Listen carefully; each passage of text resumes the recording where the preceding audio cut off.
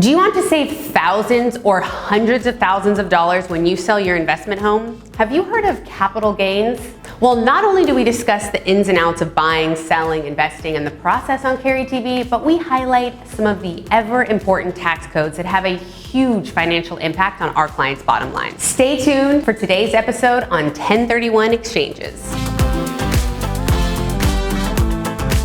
Hi everyone, it's Keri TV, and today we are talking about 1031 exchanges. If you haven't seen this channel before, make sure you like, subscribe, throw me a comment. We talk about all the ins and outs of Los Angeles real estate for the last 17 years. All right, so we're talking about 1031 exchanges. Keep in mind, I am not a tax accountant, I'm a real estate agent. So that's my legal disclaimer here today. When you purchase a home for your own use or as an investment, the good old government requires that you pay taxes on your income, right? Obviously. However, they allow exemptions up to a certain amount on that income. So for example, if it's an owner-occupied home and you're single, you get an allowance of $250,000. If you're married, that allowance is $500,000. Not only do you have this exemption allowance, but you can also deduct your expenses, upgrades, maintenance, costs of the sale, commissions, etc. I can explain more on that process on another episode because today we are specifically speaking about non-owner occupied properties. So when you have an investment home, you do not have this $250,000 or $500,000 exemption on the capital gains or taxes paid on the income you make.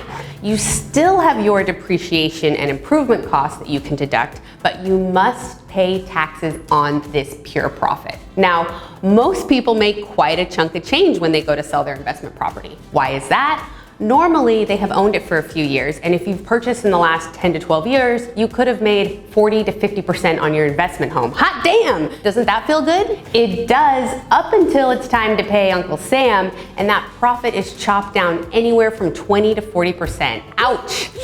So back to the beginning. How are my clients saving thousands of dollars on these purchases?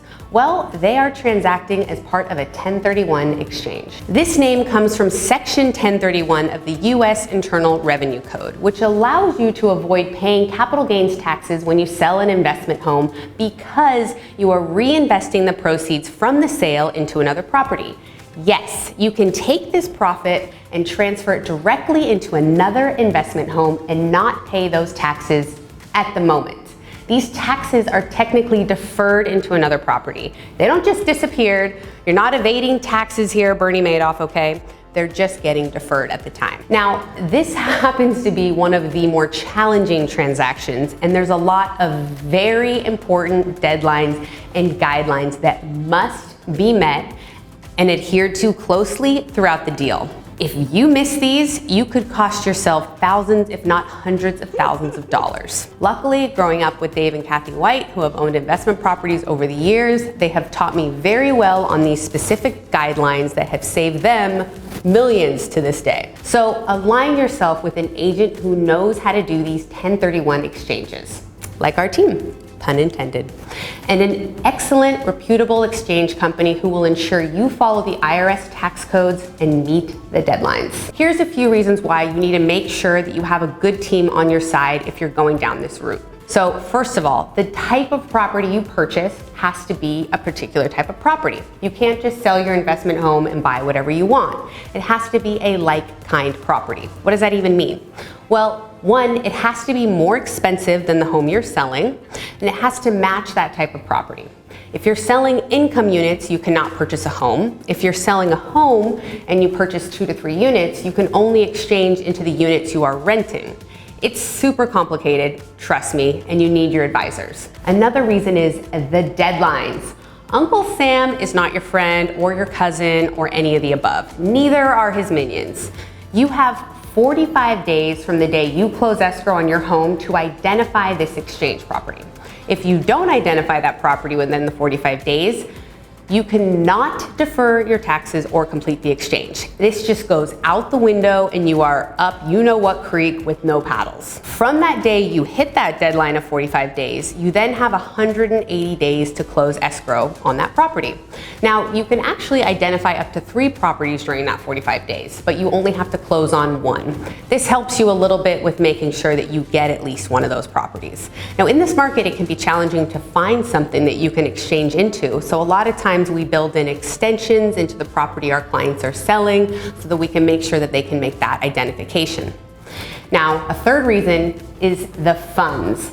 The funds cannot commingle. They have to go straight from one account into another account, and it has to be very specific accounts. The funds can never touch anything of yours. They have to be in the 1031 exchange company, and it all has to be registered through the IRS. If these funds are not put in the right accounts, it could completely nullify the deal. Here's another one, the names. The property transfers have to happen in the same exact name. So if you're selling your house, you have to buy the next investment in the same exact name, whether it's your full name, your initial, a trust, any of the above. Did you maybe buy that house and get married, and then you need your spouse to get the next property to get it qualified? Then you better make sure that that name on the property you're selling matches the new purchase, or again, your 1031 is nullified and thousands of dollars are gone out the window. So these are all very important, crucial facts that are really important to know when you're going through this 1031 process. There's a lot of moving pieces. Say you buy a home for $500,000. You're making $2,500 in rent,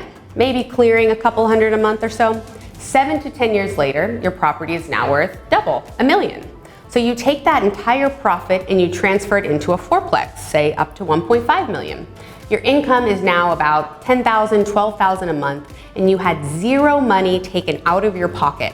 Now this fourplex is going to grow exponentially in value because income units gain more value than a single family home.